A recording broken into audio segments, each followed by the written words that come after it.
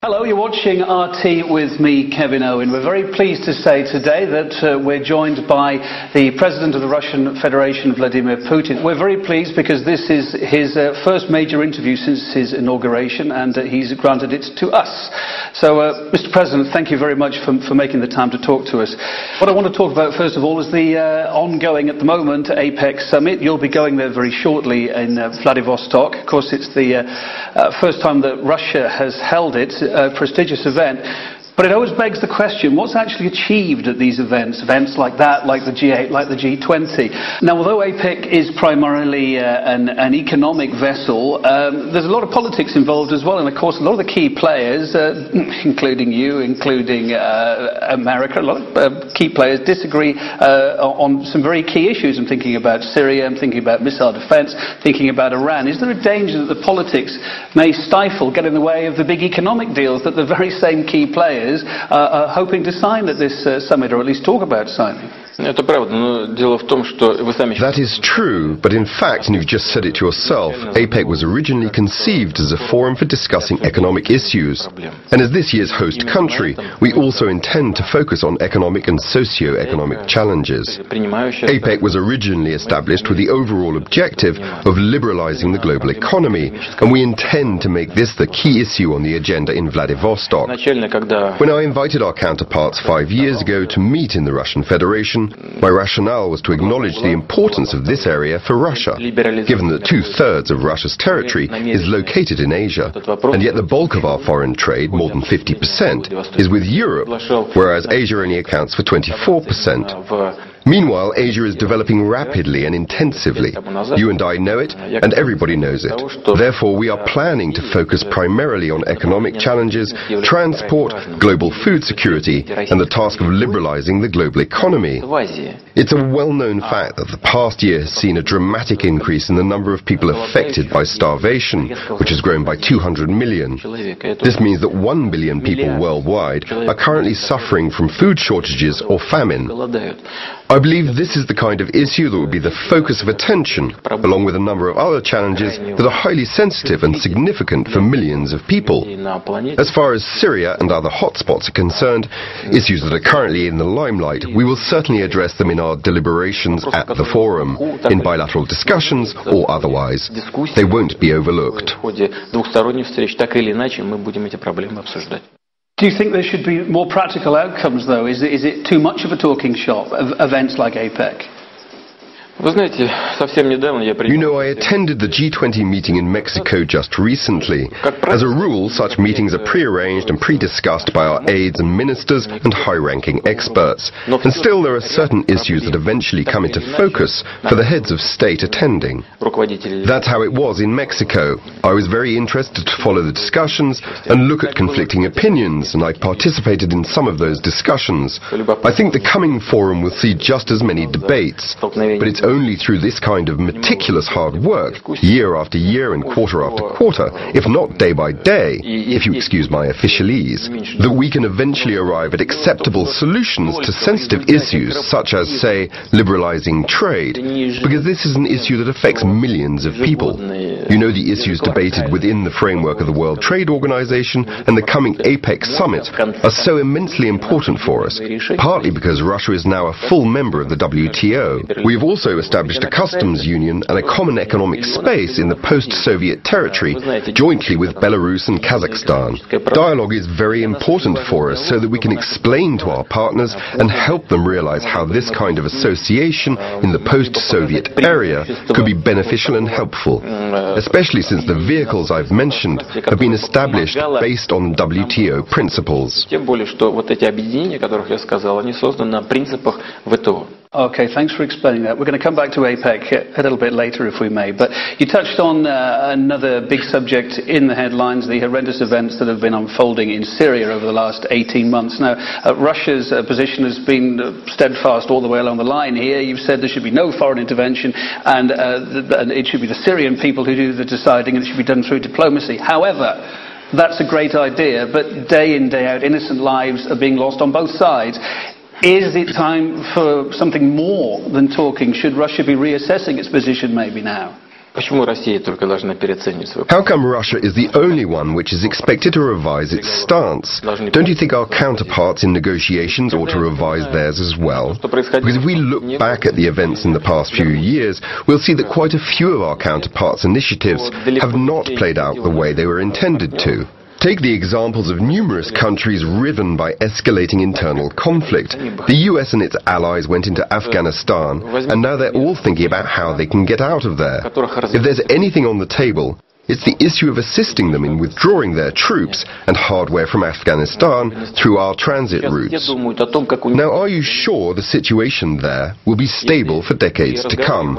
So far, no one can be confident about it. And look at what's going on in Arab countries. There have been notable developments in Egypt, Libya, Tunisia, Yemen, and other places. Would you say that order and prosperity have been totally ensured for these nations? And what's going on in Iraq? In Libya, there are armed clashes still raging among the country's various tribes. I won't even mention the way the country had its regime changed. This is a separate topic. What concerns us, and what I want to emphasize once again, is the current hostilities in Syria. But at the same time, we are just as concerned about the possible consequences of certain decisions, should they be taken. In our opinion, the most important task today is ending the violence. We must urge all the warring parties, including the government and the so-called rebels, the armed opposition, to sit down at the negotiating table and decide on a future that would guarantee security for all stakeholders in Syria. Only then should they get down to any practical measures regarding the country's future governance system. We realize that this country needs a change, but this doesn't mean that change should come with bloodshed. Okay, well, given the facts regarding Syria that you see on the table now, what is the next step there? What do you realistically think is going to happen next? We told our partners we would like to sit down together at the negotiating table in Geneva. And when we did, together we charted a roadmap for further action that could help bring peace to Syria and channel developments down a more constructive path. We received almost unanimous support and shared the talks' results with the Syrian government. But then the rebels actually refused to recognize those decisions, and many of the negotiating parties have also quietly backed down. I believe that the first thing to do is to stop shipping arms into the war zone, which is still going on. We should stop trying to impose unacceptable solutions on either side, because it is a dead end. That's what we should do. It's that simple. Luckily, we generally enjoy friendly relations with the Arab world, but we would like to stay away from Islamic sectarian conflict or interfere in a showdown involving the Sunnis, the Shia, the Alawis, and so on. We treat everyone with equal respect. We also get on well with Saudi Arabia and other countries. I have cultivated a warm personal relationship with the custodian of 2 Islamic shrines. The only underlying motive behind our stance is the desire to create a favorable environment for the situation to develop positively in years to come.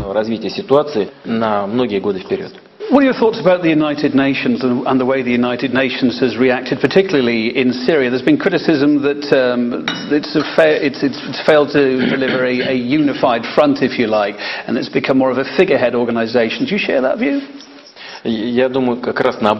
Quite the contrary, I would say. My take on the issue is the absolute opposite of what you have just said. If the United Nations and the Security Council had indeed turned into a mere rubber stamping tool for any one of the member states, it would have ceased to exist, just like the League of Nations did. But the reality is that the Security Council and the UN are meant to be a tool for compromise. Seeking to achieve it is a long and complex process, but only hard work can yield us fruit. Understood. Mr. President, another question I'd like to ask you. A number of Western Arab nations have been covertly, to start with, supporting the FSA, the Free Syrian Army. Indeed, some of them are doing it openly now. Of course, the catch here is that the FSA is suspected of hiring in known Al-Qaeda fighters amongst their ranks. So the twist in this tale is that a lot of those countries are actually sponsoring terrorism, if you like, in Syria, countries that have suffered from terrible terrorism themselves. Is that a fair assessment? You know, when someone aspires to attain an end they see as optimal, any means will do.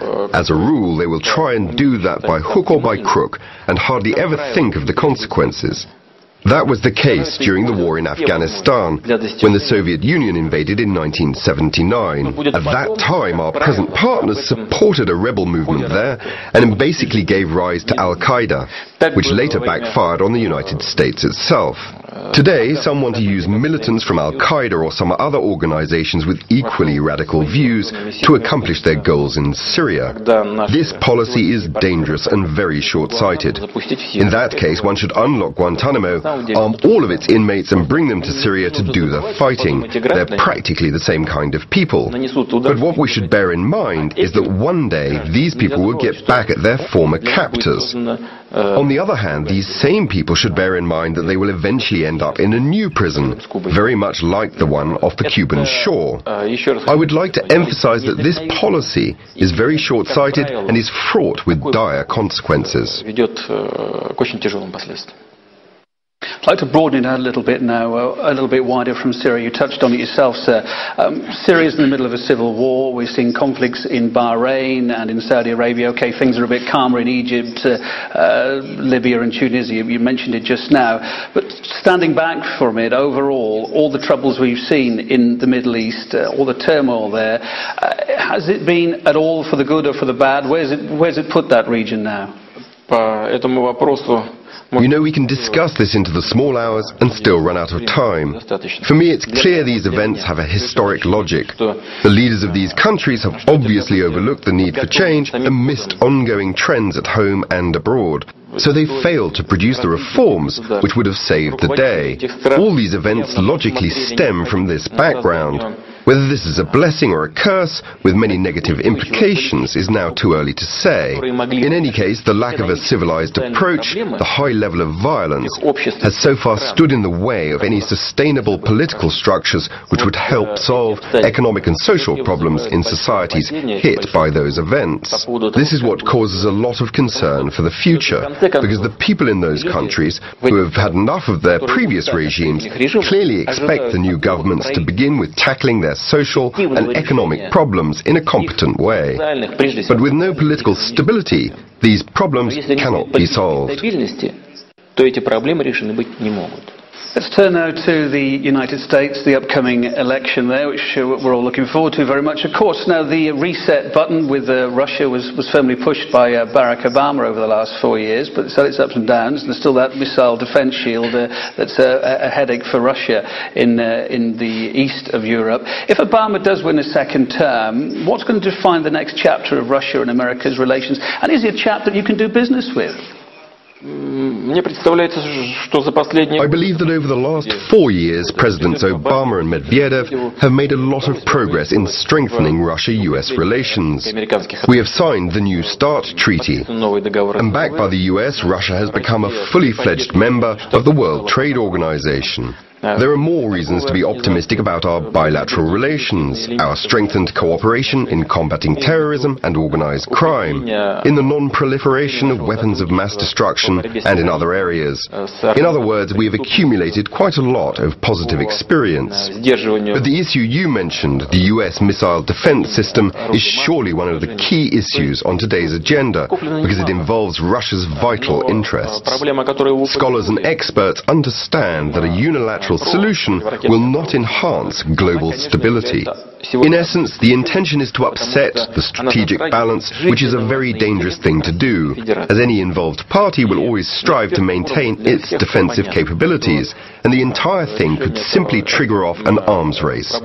Is it possible to find a solution to the problem if President Obama is re-elected for a second term? In principle, yes it is. But this isn't just about President Obama. For all I know, his desire to work out a solution is quite sincere. I met him recently on the sidelines of the G20 summit in Los Cabos, Mexico, where we had a chance to talk. And though we talked mostly about Syria, I had the chance to feel the mood of my counterpart. My feeling is that he is a sincere man and that he sincerely wants to implement positive change. But can he do it? Will they let him do it? I mean that there is also the military lobby and the Department of State, which is quite conservative. By the way, it is fairly similar to Russia's foreign ministry. They are run by a number of professional clans who have been working there for decades. The thing is that in order to solve the missile defense issue, we both need to accept as an axiom that yes, we are reliable partners and allies for each other. Let's imagine for a second we have the solution. That means from now on we jointly assess missile threats and control this defense system together. This is a highly sensitive area of national defense. I am not sure that our partners are ready for this kind of cooperation. Is there anything that Russia can do to try and meet in the middle, to give a bit of ground? We did what we could. We said, let's do it together. Our partners are so far refusing to go along. But what else can we do? We can maintain dialogue. That's exactly what we will be doing. But naturally, as our American partners proceed with developing their own missile defense, we shall have to think how we can defend ourselves and preserve the strategic balance. By the way, America's European allies, who also happen to be Russia's partners, have nothing to do with it. I believe that as a European national, you should understand it. This is a purely American missile defense system, and a strategic one at that, with its European elements pushed to the periphery. You see, Europe, just like Russia, is not allowed to take part in either assessing missile threats or controlling the system. Our original proposal was to develop it as a three-party solution, but our partners have not agreed to that. Okay, so we think you can work with Barack Obama if he gets in. What about if Mitt Romney gets in? I've got some quotes here from just a month or two ago. This is the man that, if he makes it to the White House, said, Russia is without question our #1 geopolitical foe. They fight every cause for the world's worst actors. He went on to say, Russia is not a friendly character on the world stage. Could you work with him, sir? Сможем. Yes, we can. We'll work with whichever president is elected by the American people. But our effort will only be as efficient as our partners allow it to be. As for Mr. Romney's position, we understand that this is to a certain extent motivated by election campaign rhetoric. But I also think that he was obviously wrong, because such behavior in the international arena is the same as using nationalism and segregation as tools of US domestic policy. Its effect in the international arena is the same. When a politician, a person who aspires to lead a nation, especially a great country like the US, declares someone to be enemy a priori. And by the way, this brings something else to mind. When we talk about the missile defense system, our American partners keep telling us this is not directed against you. But what happens if Mr. Romney, who believes us to be America's #1 foe, is elected as President of the United States? In that case, the missile defense system will definitely be directed against Russia, as it is technologically configured exactly for this purpose. And you also have to think about its strategic character. It's built not for a year or even a decade, and the chances that a man with Romney's views could come to power are quite high. So what are we supposed to do to ensure our security? I'd like to talk about the latest developments in the Magnitsky case for a moment now. Both the US and Britain most recently, are working on this list of high-ranking Russian officials, Russian citizens that they say are responsible for his death. He was a high-ranking finance lawyer who died in a Russian jail, to explain to our viewers. Why is there still such a perception abroad that justice wasn't dealt here in Russia, that the people responsible for it hadn't been dealt with properly? Why does this keep rumbling on? You see, there are people who need an enemy. They are looking for an opponent to fight against. Do you know how many people die while in prison in those countries which have condemned Russia? The numbers are huge. Look at the US that came up with the so-called Magnitsky list. As you know, there is no death penalty in Russia, while the US still keeps it on the books. Anyone, including women, can be executed. At the same time, all civilized societies know that judicial errors can occur in capital punishment cases. even when people plead guilty. It turns out later on that the convict did not commit the crime. But that's one thing. More importantly, I think, only God has the right to take life away. But I don't want to go too much into that right now. There's a lot of philosophy in it. But with that in mind, we could have come up with our own blacklist, and more than one, of people who use the death penalty in other countries, but we choose not to do it. As for Mr. Magnitsky, it's certainly a great tragedy that he died in prison, and there certainly must be a thorough investigation. If someone is found guilty, they must be punished. But what I want to emphasize is that there is absolutely no political context in this case. It is a tragedy, but it is only to do with crime and legal procedure, not politics. No more than that. Still, someone's looking to spoil relations with Russia. They have banned some Russian officials who are allegedly involved in the death of Mr. Magnitsky from entering their country. Of course, I do regret his death, and I offer my condolences to his family. But what should Russia do in such cases? Take appropriate steps and similarly list officials of the country that introduces such measures against Russia, like that. And to make it perfectly clear, this case won't be re-examined by Russia. Which case? What needs to be retried? We must only find out whether someone's guilty of his death or not. And if someone's guilty and responsible for the death in some way, that person should be held accountable. That's it. Again, there is no politics behind it. It's the job of the law enforcement professionals to look into it. And of course, the Russian authorities are going to do that. The prosecutor's office is working on it now. Okay, and I'd like to talk about the trial and jailing of Pussy Riot, that punk group band. There's been much criticism that the sentence handed down was too strong, was too much, and the whole case was just made too big a deal of. In fact, it actually backfired, and it's brought more people to the cause with the publicity. With hindsight, so it's a beautiful thing, but with hindsight, do you think that the case could have been handled differently? Could you please translate the name of the band into Russian? Pussy Riot, the punk band. I don't know what you call them in Russian, sir. Maybe you could tell me. Можете перевести само слово на русский язык или нет? Or maybe it would sound too obscene. Yes, I think you wouldn't do it because it sounds too obscene, even in English. В английском языке это звучит неприлично. I actually thought it was referring to a cat, but maybe I'm missing a point here. But anyway, sir, do you think that the case was handled wrongly in any way? Could some lessons be learned? Все вы понимаете. I know you understand it perfectly well. You don't need to pretend you don't get it. It's just because these people made everyone say their band's name too many times. It's obscene, but forget it. Here's what I would like to say. I have always felt that punishment should be proportionate to the offence. I am not in a position now and would not like in any way to comment on the decision of a Russian court, but I would rather talk about the moral side of the story.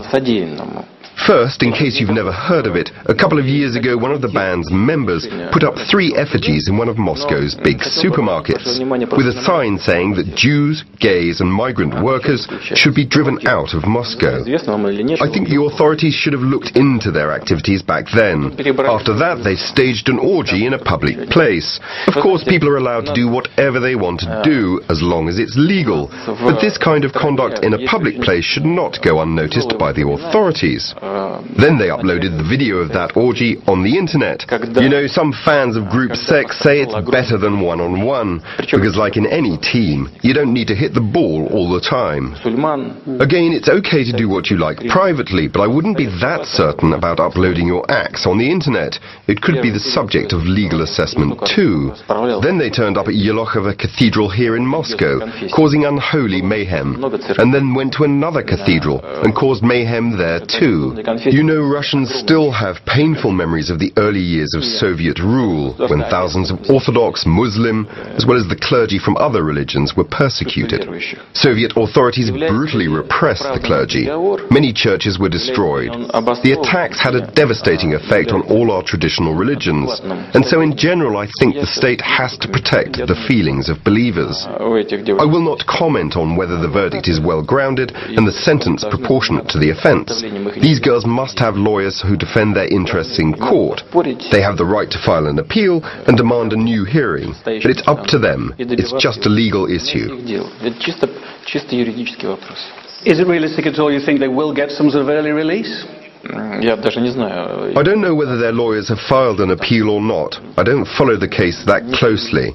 If they appeal, a higher court is empowered to take any decision. To be honest, I try to stay as far away from the case as possible. I know the details, but I do not want to get into it. Я знаю о том, что там происходит, но я туда совершенно не влезаю. There's concern here and abroad that Russia's been suffering a clampdown on the opposition since you returned as president. There's tighter defamation law, upping the fines for defamation, internet censorship laws brought in to protect children, all these introduced under your watch. What's the balance between a healthy opposition, you think, and maintaining law and order? What is your view? Я бы хотел поинтересоваться. So is it true then that other countries don't have laws that ban child pornography, including online? В том числе и в интернете. Indeed they do. So they do. Well, we didn't until recently, and if we began to protect our society and our children from these offences... Maybe it was the timing of the introduction. It may have seemed a bit heavy-handed as you came back to power again. Вы знаете, я стараюсь... You know, I try not to think about it. I just do what I think is right for this country and for its people. And that's how I will work in the future. Of course, I am aware of how my conduct resonates globally, but this cannot dictate my policies. Any steps that we take are in the interests of the Russian people, and our children need this kind of protection. No one is going to use this as a tool to restrict the internet or online freedoms. But we have the right to protect our children. You might also recall the mass riots that shocked the UK a year ago. A lot of people were injured and a lot of property was damaged. Is it better to let things deteriorate to that state and then spend a year tracking down people and locking them up? I think it's best not to let things get that far. That's my first point. Now to my second point. Let me now get down to the hard facts. You must know that a year ago I backed reform that would see Russian governors elected and not appointed as previously through secret ballot. But I also took the next step. After taking office, I introduced a new bill on elections to the upper chamber of the Russian parliament. These specific steps will pave the way for a more democratic Russia, and it's true both for its people and its state. There have been other proposals initiated too, including changes in the lawmaking process.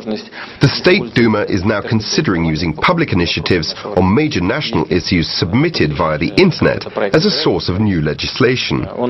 If a draft bill is supported by 100,000 web votes, it will then be discussed in the State Duma.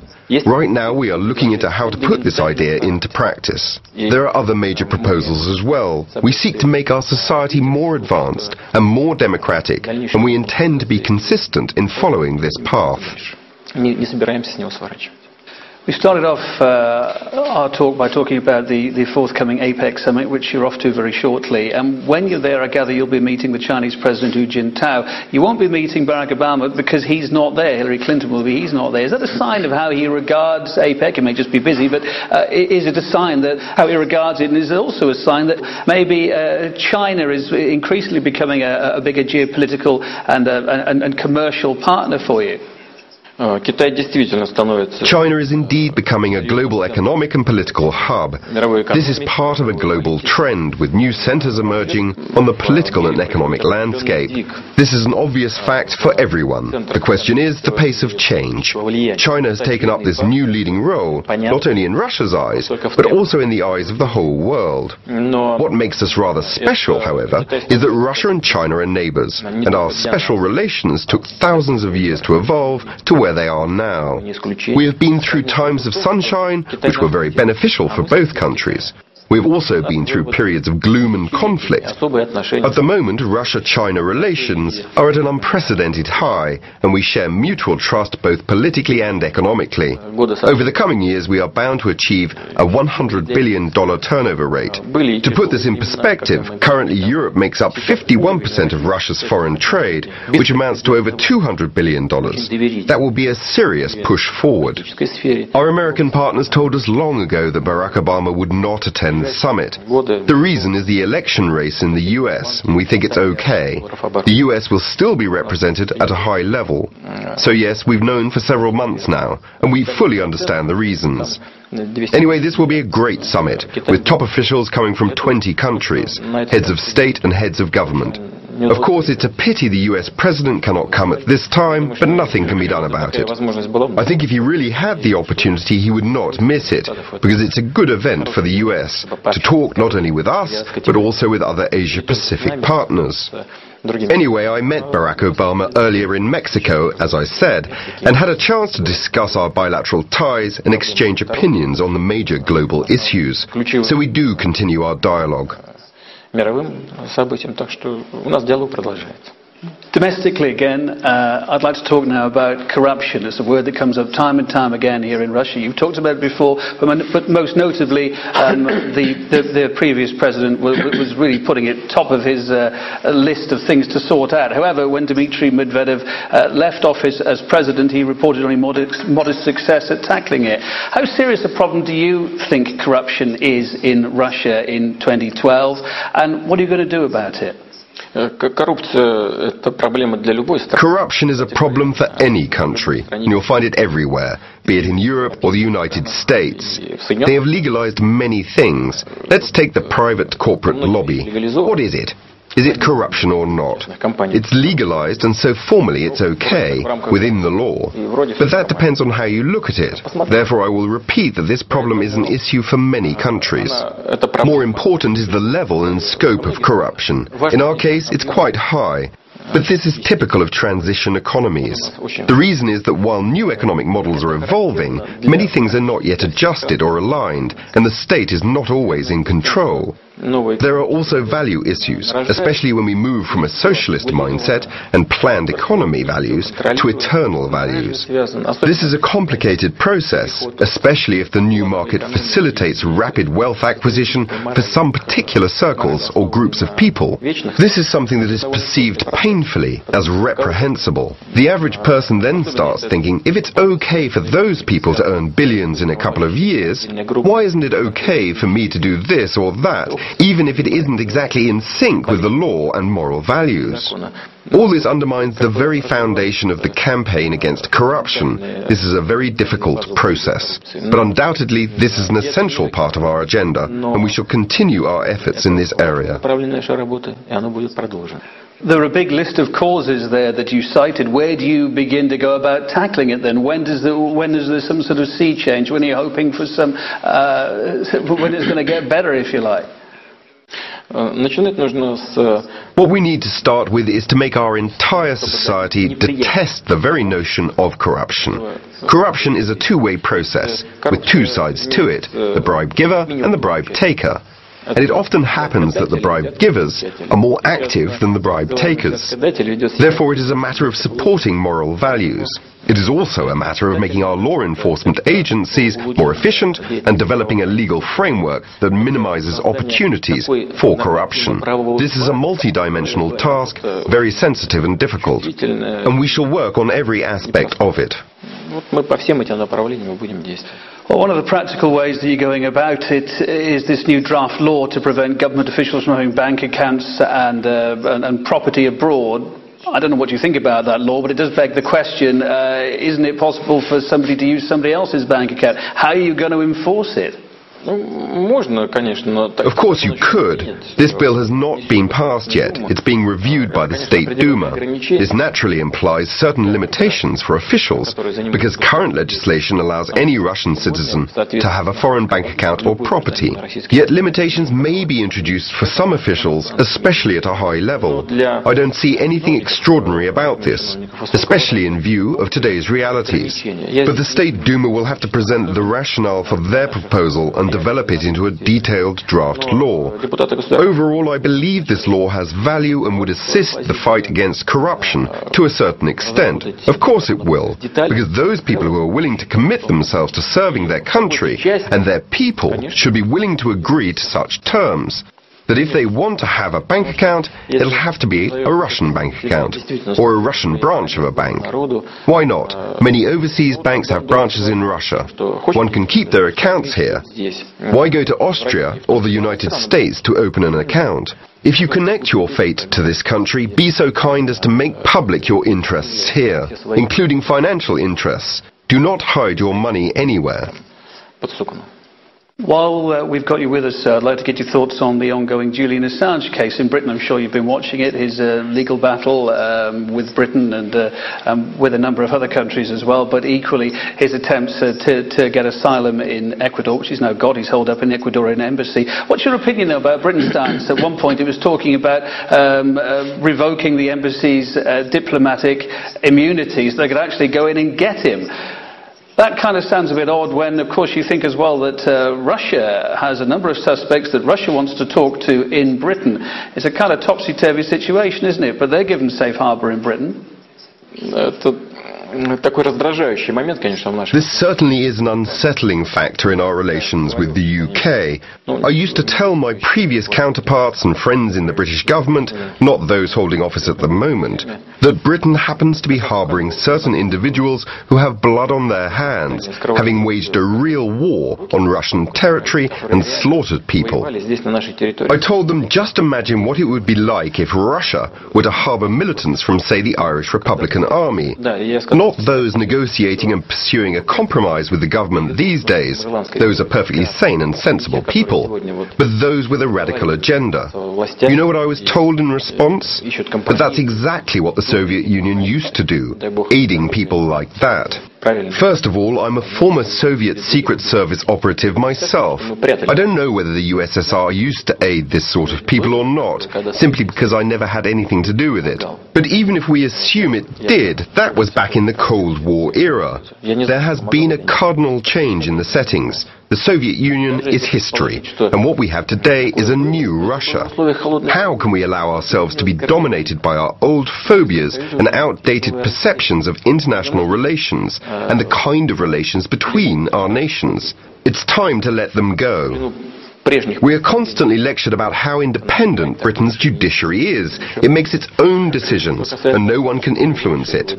But what about Julian Assange? They have ruled him to be extradited. What is that if it's not a self-evident example of a double standard? I won't make a definitive statement, but as far as I know, Ecuador has requested guarantees from the Swedish government that Sweden wouldn't hand Assange over to the United States. No guarantees have been forthcoming. At the very least, this suggests that we are looking at a politically motivated trial. Okay, we'll be following the developments there. And we talked about some of the problems that Russia faces. One of the long-term problems that Russia's been facing is the drugs trade, the import of drugs from Afghanistan. It's increased many-fold since NATO went in there over a decade ago. NATO troops are due out in 2014. What then? Does Russia have any hope that you can curb this huge drugs problem? So far it's not being solved. We are constantly engaged in dialogue with our partners, including those nations who have troops deployed in Afghanistan. Yet the situation has not improved. Instead, it's deteriorated. The amount of drugs produced in Afghanistan has increased by 60% in the past year. By the way, I'm not sure about the exact figures, but some 90% of heroin peddled in the UK comes from Afghanistan. This is a common challenge and a common threat for us all. For Russia, this is a very serious threat to our national security that cannot be overstated. More than 20% of the overall drug traffic coming from Afghanistan is marketed inside Russia. That equates to 70 tons of heroin and roughly 56 tons of crude opium as of last year, which is an immense amount, and it definitely qualifies as a threat to our national security. Can you explain to our viewers what the correlation was? Why did this problem increase while NATO troops were there? Was there any connection? Why was that happening? There is an apparent link. I won't bring up any criminal schemes right now, but none of the nations who are currently committing their troops to Afghanistan want to make matters worse for themselves by combating drugs in Afghanistan, because drugs are Afghanistan's way of making a living. 9% of that country's GDP comes from drug trafficking. If you want to replace this 9%, you'll have to pay, but no one wants to. And you cannot get anywhere with mere statements about how you are planning to make up for those drug revenues with other kinds of income. Talk is not enough. What you need is substantive economic policies and financial assistance. Nobody seems willing to provide that, and no one wants to complicate matters for themselves by taking on drug trafficking, because if you take away drug revenues from these people, you effectively compel them to starvation, and that means making even more enemies in Afghanistan. If you go after drugs, people will go after you. That's all there is to it. Drugs are closely related to terrorism and organized crime, but that is something everybody is aware of already. Everyone knows that drug revenues are partly used to finance terrorism. But even this awareness and the realization that Europe is being flooded with Afghan-produced drugs is not enough to encourage our partners to seriously tackle this issue, and this is very sad. A final thought from you, Mr. President. While you'll be talking money and finances at the forthcoming APEC summit that you're going to, looking at the world economy from where you are generally, do you think we're heading for a second global slump? And if we do, is Russia as well prepared to bat it off as it did last time? It did pretty well last time, but is it as well prepared this time? I believe we are even better prepared because we've already experienced the first wave of the crisis, and we have an understanding of what's to be done about it and how we should do it. And we have the instruments for crisis management.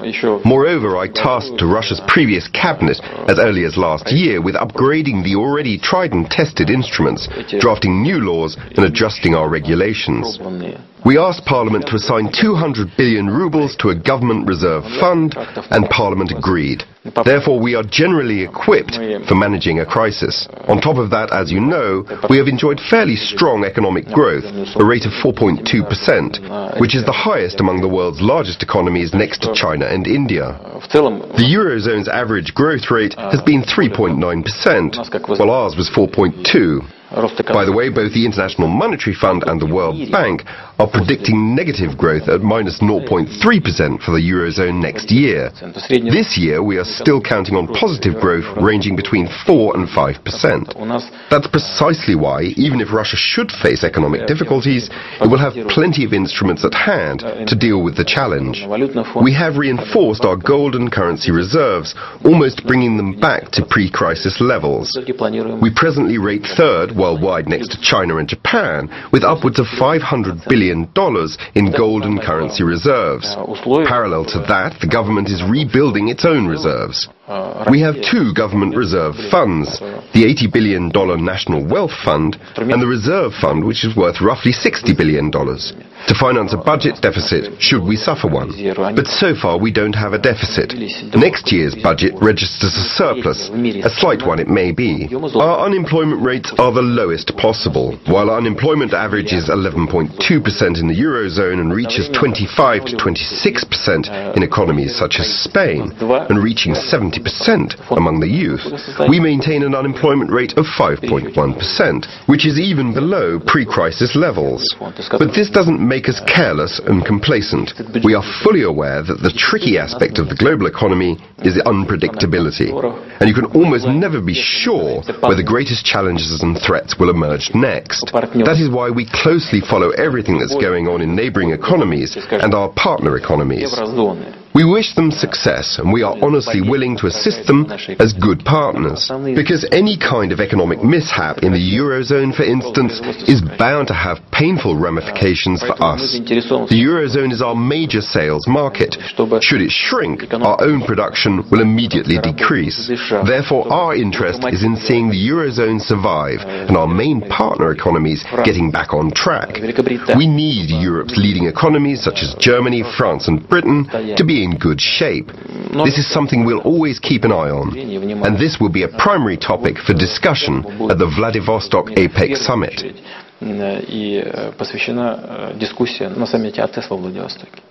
Well, we wish you all the very best.